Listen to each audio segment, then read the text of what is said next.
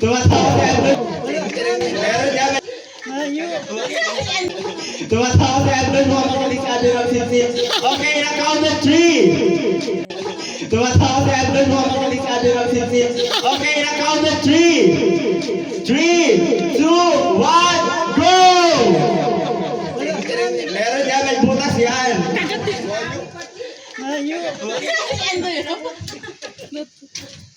Godoy. Yan, paunahan na kaubos yan. Pagalingan kung sino magaling dumede. Parang magaling si Daddy John Mark ah. Si Andrew, siya nagpapatalo si Andrew.